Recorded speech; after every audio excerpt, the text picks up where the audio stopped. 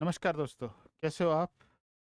I hope आप बढ़िया होंगे। तो आज की करंट अफेयर डिस्कशन में आपका स्वागत है। आज की तारीख है 14 अक्टूबर 2025 और ये है द हिंदू का फ्रंट पेज। जो सबसे बड़ी न्यूज़ आ रही है, सबसे बड़ा जो ब्रेक थ्रू है वो गाजा में शांति स्थापित करने के लिए समिट हो रहा है, उसके बारे में है। तो अभी जो सहमति बनी है इजराइल और गाजा के बीच में अमेरिका की मध्यस्थता यानी ट्रम्प की मध्यस्थता से, कि जो प्रिजनर है उनको एक्सचेंज किया जाएगा और आगे इस शांति प्रक्रिया को आगे फेज वाइज मैनर में प्रोसेस किया जाएगा। फिर जैसे ह्यूमैनिटेरियन जो हेल्प है वो पहुंचाई जाएगी यूएन वगैरह के द्वारा, और धीरे धीरे जो इजरायली सेना है वो भी धीरे धीरे पीछे आएगी और एक लाइन तक लिमिटेशन तय की जाएगी, वहाँ तक आएगी। तो ये प्रोसेस बहुत अच्छा प्रोसेस चल रहा है। और अभी इजिप्ट इजिप्ट बहुत न्यूज़ में, क्योंकि वहाँ पे पीस टॉक चल रही है, पीस समिट चल रही है। तो वहाँ बहुत सारे वर्ल्ड लीडर वहाँ गए हुए हैं और जो डिक्लेरेशन होने वाला है वो वहाँ पे चल रहा है प्रोसेस। और दूसरा न्यूज़ है इंडिया और कनाडा के बीच अभी ट्रेड टॉक फिर से शुरू होने वाली है। आपको पता है खालिस्तानी मुद्दा लेके बहुत ज़्यादा विवाद हो गया था और ऑलमोस्ट और कनाडा और इंडिया के रिलेशन बहुत ख़राब हो गए थे। तो वापस से रिस्टोर हो रहे ये रिलेशन। एक और न्यूज़ है, retail inflation hit 8 year low of 1.54 इन सितंबर। तो जो रिटेल का जो रिटेल महंगाई थी, वो रिटेल इन्फ्लेशन था वो 1.54, 8 साल का सबसे लो है। उसकी क्या वजह है? खाद्य पदार्थों में जो कीमतों की कमी हुई है उस वजह से इतनी लो हुई है। तो ये रिलीज कौन करता है? एनएसओ रिलीज करता है। ठीक है। तो ये 3 न्यूज़ है जो बहुत इंपॉर्टेंट भी है, और इसमें आगे आगे जैसे प्रोग्रेस होगा वो आपके लिए फैक्ट है, वो इंपॉर्टेंट होते रहेंगे। हमारा पहला क्वेश्चन है, निम्नलिखित में से कौन सा जल निकाय मिस्र मिस्र इजिप्ट की सीमा से लगा हुआ है? तो भूमध्य सागर है, लाल सागर है, अकाबा की खाड़ी है, अरब सागर है। नीचे दिए गए कोड का उपयोग करके सही उत्तर का चुने। अभी एक्चुअली में इजिप्ट है वो न्यूज़ है, क्योंकि गाजा की पीस टॉक यहाँ पे समिट आयोजित हो रही है, इस वजह से इजिप्ट न्यूज़ में है। तो इजिप्ट के बारे में जितने भी फैक्ट है वो आपको अच्छे से तैयार करना है। कल जैसे अपन ने अफगानिस्तान के बारे में देखा था, वैसे आज हमें इजिप्ट के बारे में देखना है। ये देखो इजिप्ट बना हुआ है यहाँ पे, मिस्र जिसे बोलते हैं। ये नील नदी है, यहाँ से जाती है, जो इसकी जीवन रेखा मानी जाती है। और ये देखो कौन सी बोर्ड, जैसे इसके देश कौन से हैं? एक तो लीबिया है यहाँ पे, एक सूडान है, इसको सीमा साझा करता है। यहाँ पे इजराइल है और यहाँ पे फलस्तीन है। ठीक है, ये देश इसके साथ सीमा साझा करते हैं। गाजा गाजा पट्टी सीमा साझा करती है। सऊदी अरेबिया एक्चुअली में यहाँ पे एक बॉडी है, वाटर बॉडी है, जिसे अकाबा की खाड़ी बोलते हैं। इसकी वजह से जॉर्डन और सऊदी अरब से स्थलीय सीमा साझा नहीं करते। तो वाटर बॉडीज कौन सी है जो इससे सीमा साझा करती है? ये भूमध्य सागर है, ये लाल सागर है, ये अकाबा की खाड़ी है। ठीक है, ये तीनों करते हैं।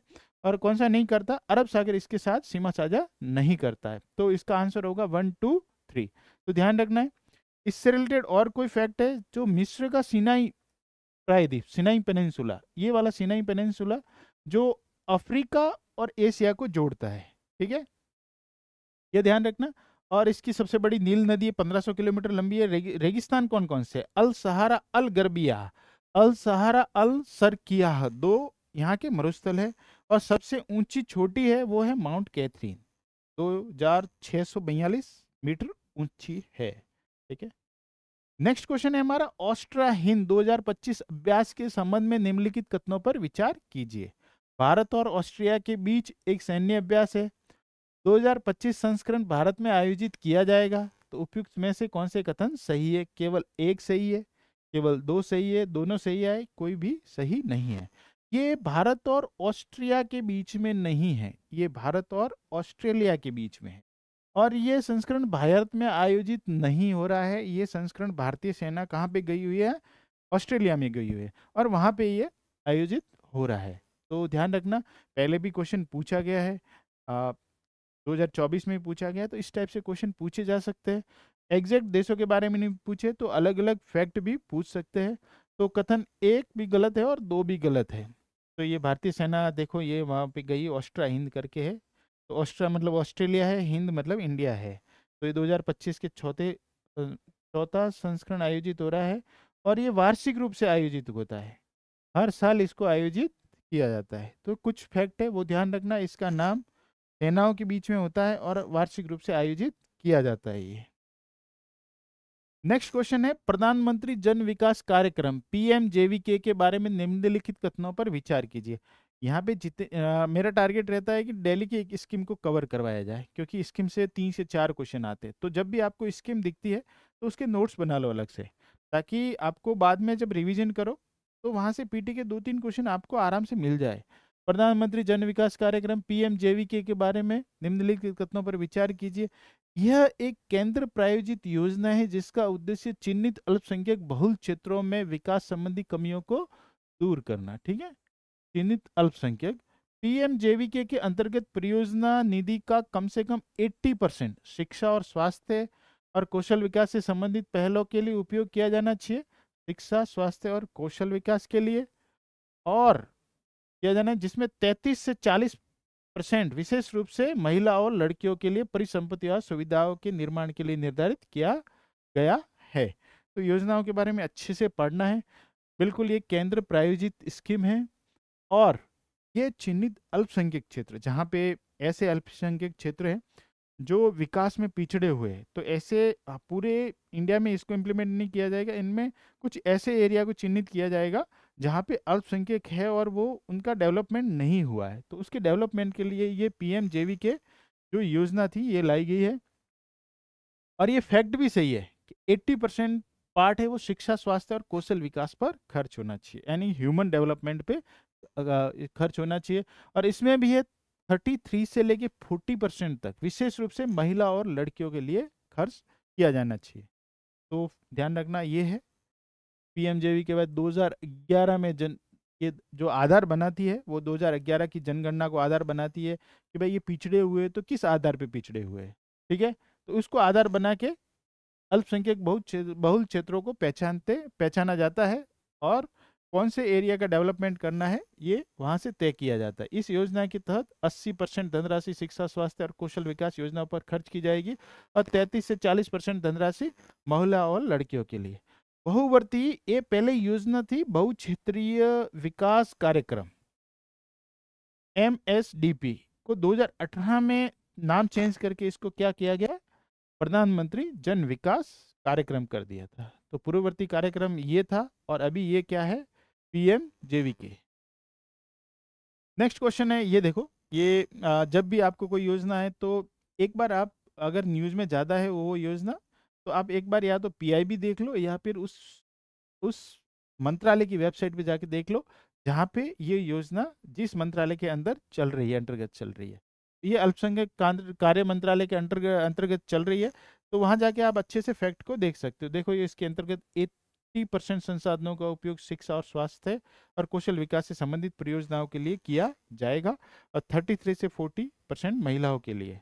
तो यहाँ पे जाके एक बार आप विजिट कर लेना ऑफिशियल्स पे, क्योंकि पहले भी क्वेश्चन पूछा गया एमपीलेट्स के बारे में, तो बहुत डेप्थ में जाके क्वेश्चन पूछा जा। तो आपको ध्यान रखना जब भी कोई फैक्ट हो तो एक बार अच्छे से देख लेना। निम्नलिखित में से कौन सा संगठन समुद्र तटों को अंतर्राष्ट्रीय स्तर पर मान्यता प्राप्त ब्लू फ्लैग्स प्रमाणन प्रदान करता है? ए है संयुक्त राष्ट्र पर्यावरणीय कार्यक्रम UNEP है, अंतर्राष्ट्रीय प्रकृति संघ IUCN है, या फिर FEE है डेनमार्क का पर्यावरण शिक्षा फाउंडेशन, या विश्व वन्यजीव कोष है। तो कौन सा है? FEE। हाल ही में महाराष्ट्र के 5 बीच को ये ब्लू फ्लैग सर्टिफिकेट मिला है, इसलिए इस वजह से ये न्यूज़ में था। तो ये ब्लू फ्लैग सर्टिफिकेट कौन देता है? डेनमार्क का पर्यावरण शिक्षा फाउंडेशन है, वो प्रदान करता है, ये वाला पार्ट है।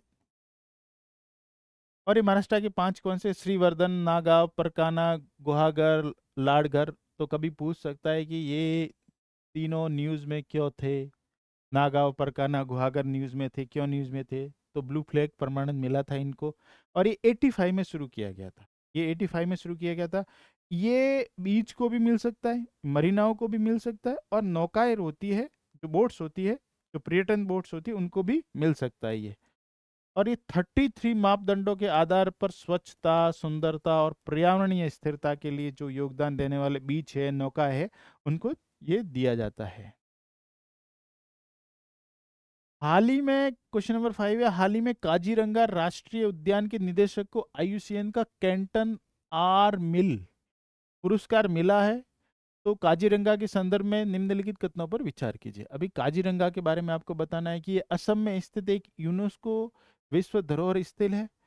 यह भारतीय एक सींग वाले गैंडों की विश्व की सबसे बड़ी आबादी के लिए जाना जाता है। यह ब्रह्मपुत्र बाढ़ के मैदान का हिस्सा है।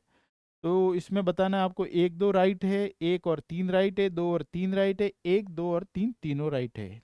बताना है आपको, तो बिल्कुल ही तीनों ही राइट है। काजीरंगा निदेशक को राष्ट्रीय उद्यानों में नवाचार, एक्चुअली में ये कैंटन आर मिल पुरस्कार है। ये राष्ट्र, जैसे कोई राष्ट्रीय उद्यान है, नेशनल पार्क है या कोई संरक्षित क्षेत्र है, तो उसमें जो नवाचार के माध्यम से अच्छा काम करता है, यानी कि उस पार्ट को स्थायित्व प्रदान करता है, उसको दिया जाता है। और ये पहले भारतीय बने हैं।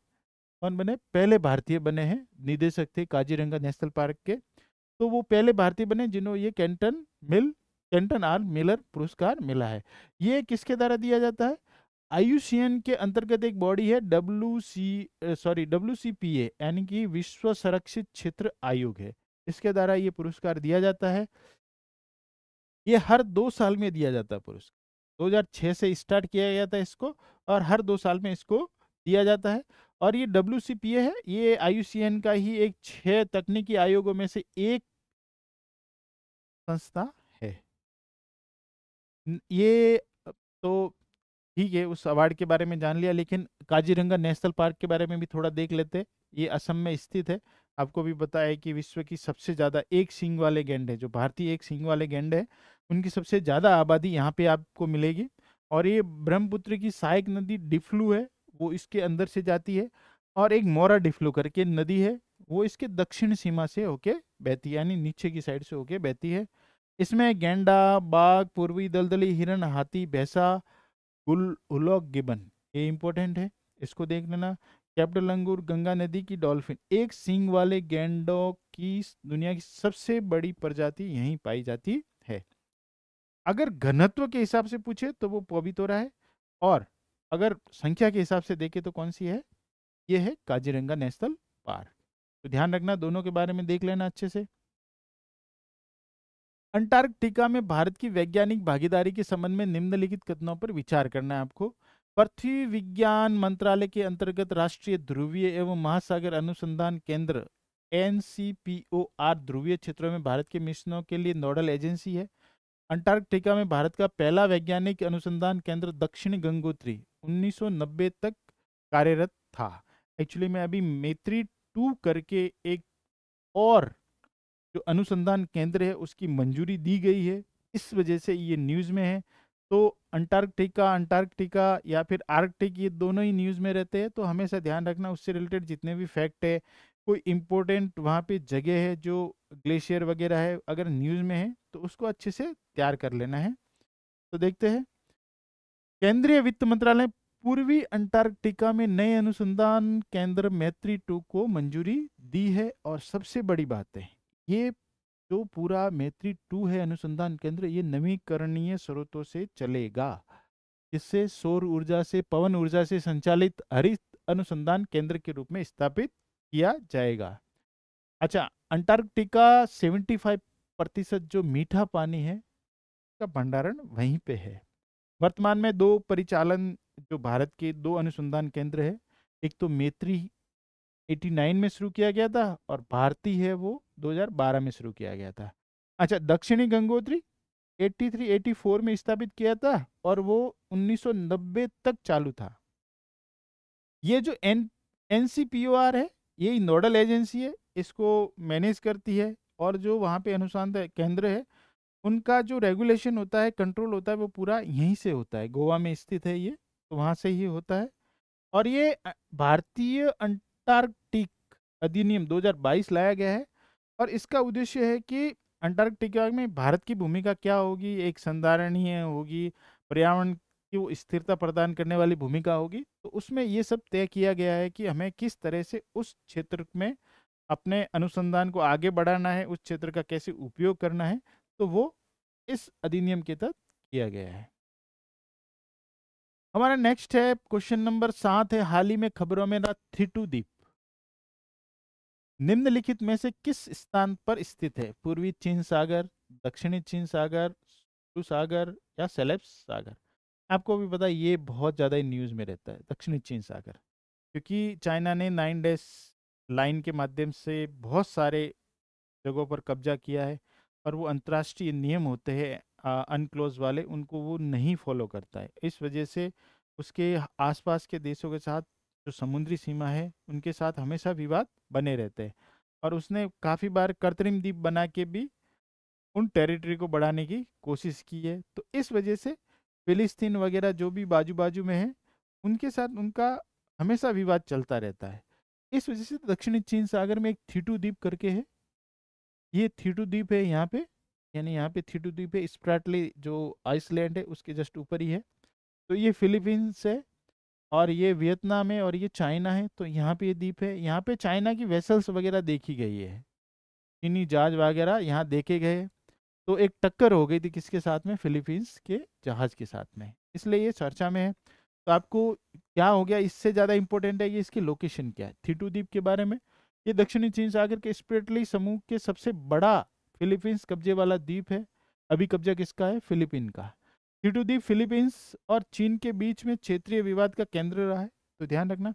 और कौन कौन से है चीन और फिलीपींस के बीच में? Scarborough, Spratly.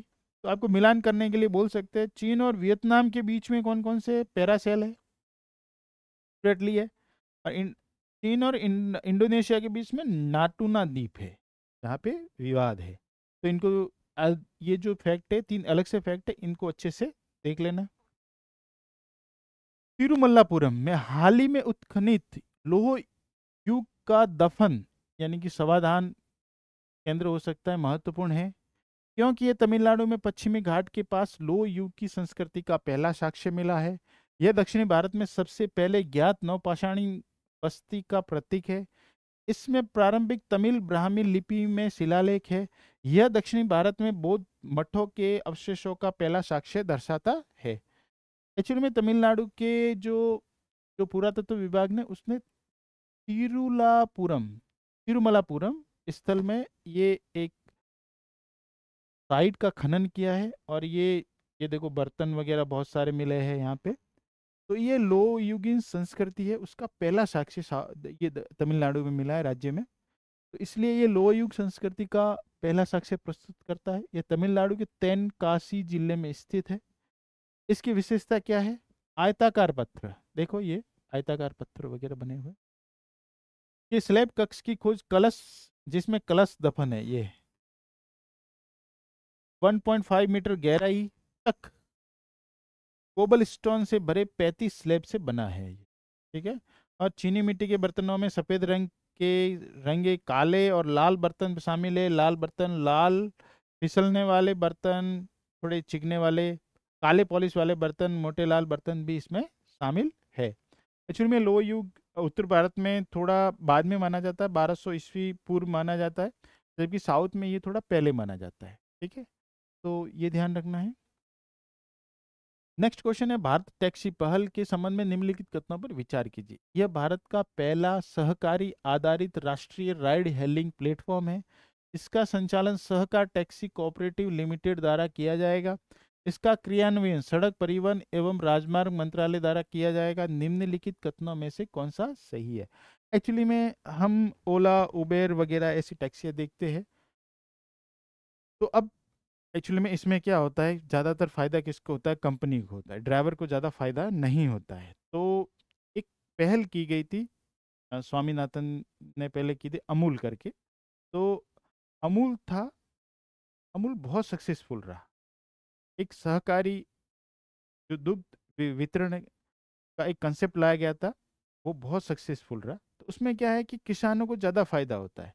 तो ऐसे कैसे क्या किया, भारत टैक्सी पहल की गई है, यानी कि ये भी अमूल की तरह ही होगी, जिसमें ड्राइवर को ज़्यादा फायदा होगा, लोगों को भी ज़्यादा फायदा होगा, क्योंकि जब क्या होता है टैक्सी डिमांड के हिसाब से रेट भी बढ़ा देती है। तो ये आने के बाद ना थोड़ा कंट्रोल बढ़ जाएगा, और जो हितधारक है, ड्राइवर वगैरह है, उनका भी हित शामिल हो जाएगा इसमें।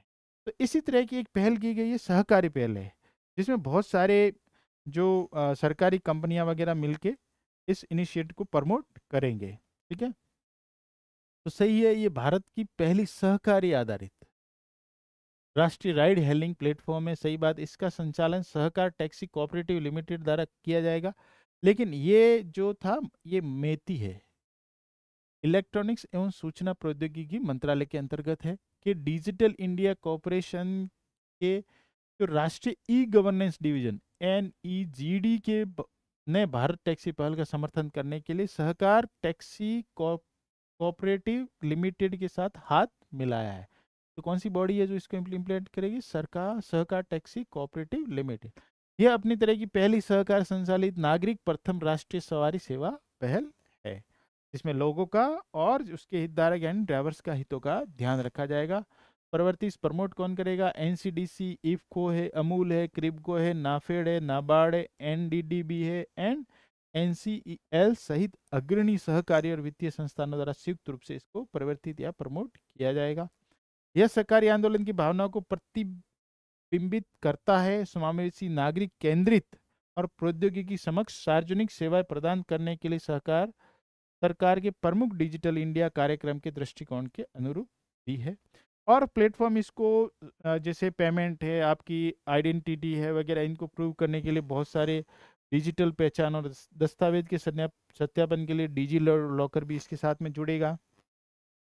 उमंग ऐप है वो जुड़ेगी, और API सेतु के माध्यम से एकीकृत किया जाएगा, इसको इंटीग्रेट किया जाएगा भारत टैक्सी। लास्ट क्वेश्चन है आज का, डूरंड रेखा जिसका उल्लेख अक्सर सीमा संघर्षों के संदर्भ में किया जाता है, निम्नलिखित में से निम्नलिखित के बीच की अंतर्राष्ट्रीय सीमा है, तो कौन से? ईरान अफगानिस्तान, अफगानिस्तान और पाकिस्तान, भारत और अफगानिस्तान या भारत और पाकिस्तान। एक्चुअली में अभी करंट में पाकिस्तान और अफगानिस्तान के बीच में काफ़ी टेंशन चल रही है। पहले पाकिस्तान ने अफगानिस्तान पे अटैक किया, फिर अफगानिस्तान के लड़ाकों ने पाकिस्तान पे अटैक किया और काफ़ी नुकसान पहुंचाया, और कल तो अफगानिस्तान ने डिक्लेयर भी कर दिया कि हम जीत गए हैं, और काफ़ी नुकसान पहुंचा के उन्होंने बहुत सारे चौकियों पे भी कब्जा किया। इस वजह से ये लाइन हमेशा विवादित रही है, डूरंड लाइन अफगानिस्तान और पाकिस्तान के बीच में ये लाइन है, डूरंड लाइन। ये हमेशा ही न्यूज़ में रही है कि एक्चुअली में बहुत सारी सीमाएं जो विवादित करके गए हैं अंग्रेज, उसमें एक रेड क्लिप्स है भारत और पाकिस्तान के बीच, मैकमोहन लाइन है भारत और चाइना के बीच, जो अभी भी निर्धारित नहीं हो पा रही है। और ये जो हेनरी मार्टिमर डूरंड थे, उन्होंने 1893 में ये, और जो अमीर अब्दुल रहमान खान के साथ एक बीच समझौते के तहत इस लाइन को ड्रॉ किया था। तो ये अभी विवाद में है पाकिस्तान और अफगानिस्तान के बीच में डूरंड लाइन। आपको ये भी ध्यान रखना रेड क्लिप कहाँ पे है, मैकमोहन लाइन कहाँ पे है, इनका भी अच्छे से थोड़ा देख लेना इन चीज़ों को भी, क्योंकि क्वेश्चन में ये बहुत ही इंपॉर्टेंट हो जाती है, और ये डूरंड लाइन के बारे में सीधा क्वेश्चन, फैक्चुअल क्वेश्चन आ सकता है। ठीक है, तो आज के लिए इतना ही था, 10 क्वेश्चन हमने डिस्कस किए। कल के आगे के क्वेश्चन के साथ हम हाजिर होंगे। धन्यवाद, थैंक यू।